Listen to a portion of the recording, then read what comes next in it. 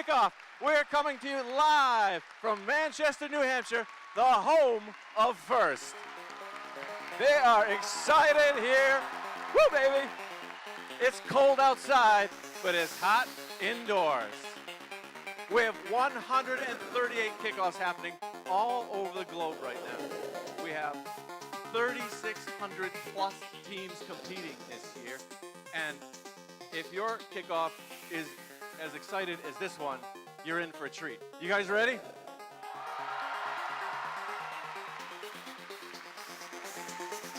All right, here's how the show's gonna run. It's an 8-bit year, baby. We're going retro. So we're gonna have an 8-bit game animation to lead us to the kickoff. Then we will unveil the game. At the end of the game animation, we'll come back here live to New Hampshire to the one and only set-up playing fields in the world where we will kick the tires, feel it, sniff it, scratch it. You can do anything you want if you're in New Hampshire with that playing field, except take a part home.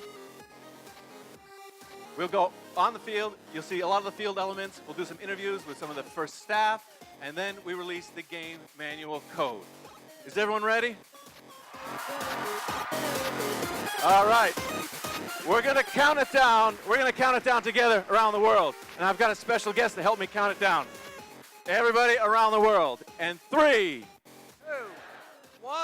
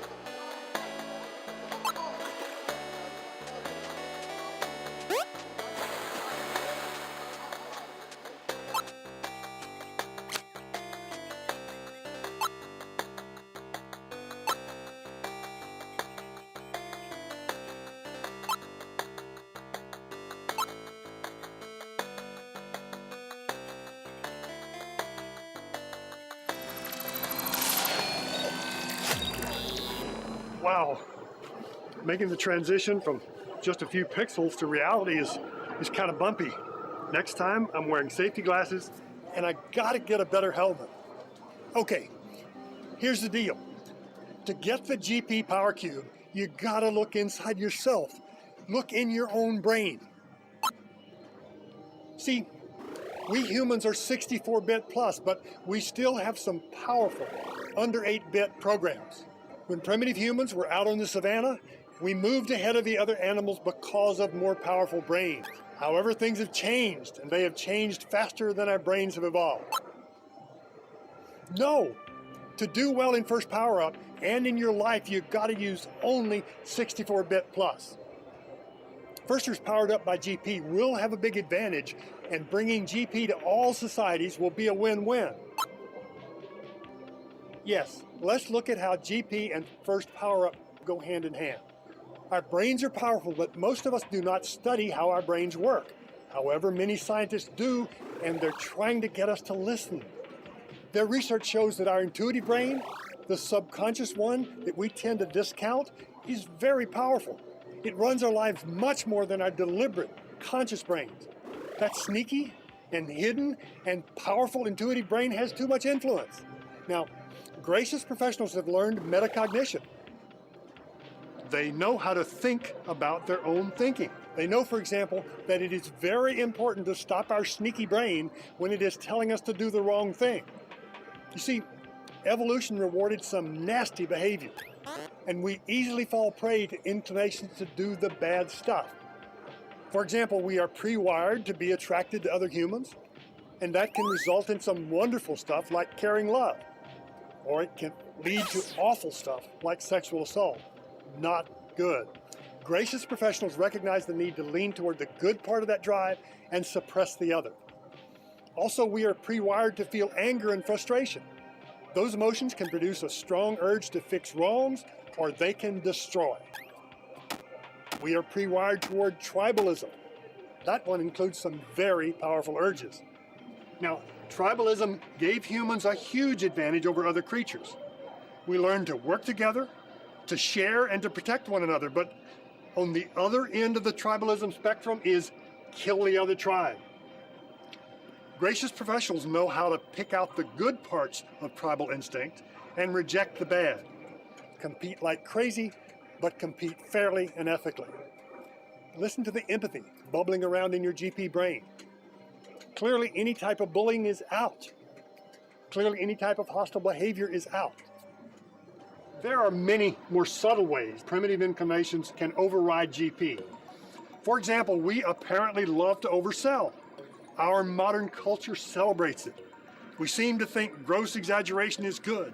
Everything is over the top. On the evening news, the fire never burns through the roof, it explodes through. Products are never slightly improved, they're dramatically better. Every rain shower is the storm of the century. The stock market plunges 2 points. When you folks are working with your team, don't let your primitive brain convince you that others will love you more if you oversell. A team member who successfully sells a bad idea is not helping. Conversely, if a quiet person has a great idea and no one hears it, the team also loses. Just remember, being persuasive does not make you right, and being right does not make you persuasive. See, being persuasive is part of being gracious. Being right is part of being professional. To get the GP in Power Up, you've got to do both. And one final thought. Scientists have some solid data that teaches us that our primitive brain can fool us into accepting what our tribe says over objective truth. Now, in First Power Up, as you build and test a machine that absolutely obeys the truth of Mother Nature's laws, you can learn an important lesson about truth's superiority over groupthink. Pay attention to it.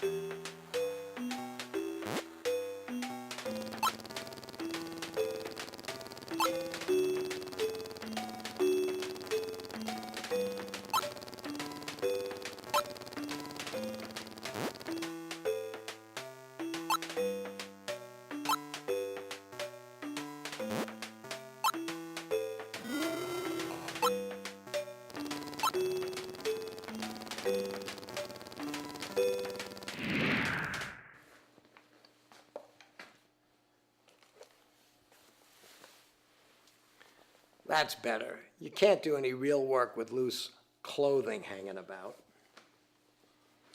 Now let's get something straight. Very soon, you're going to be let in on this year's game, and it's another good one. Trust me.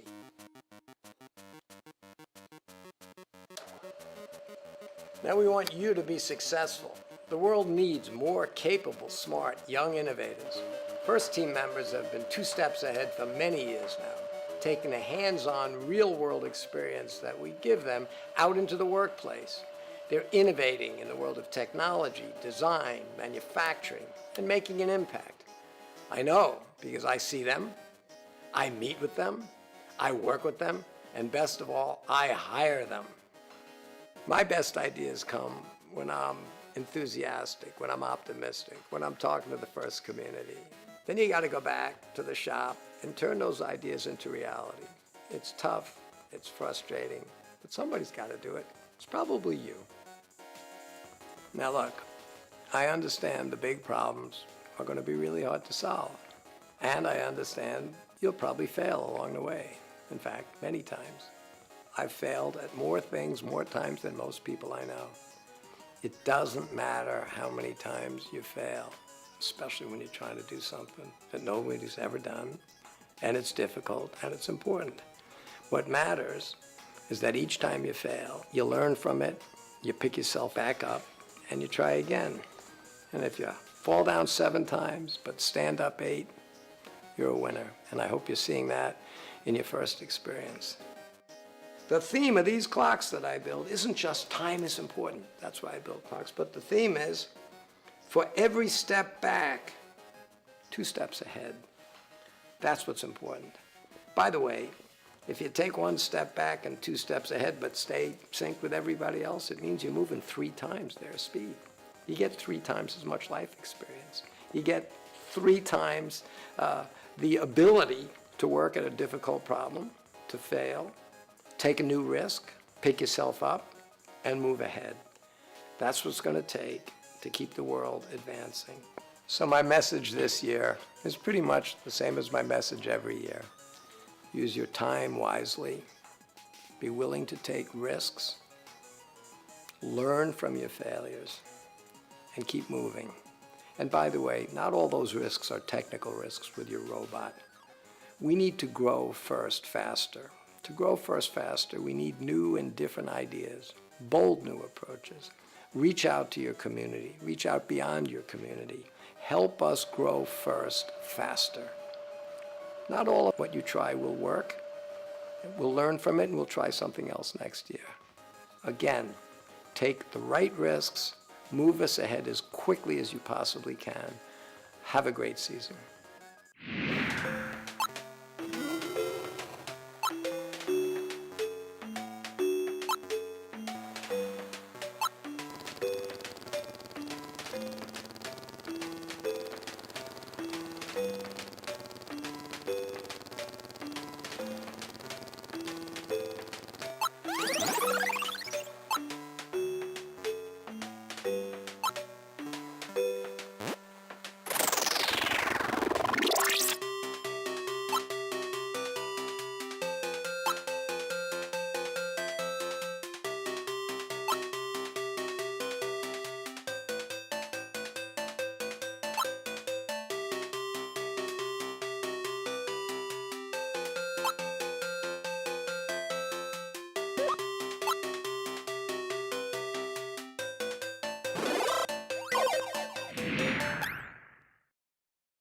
Welcome to the 2018 FIRST Robotics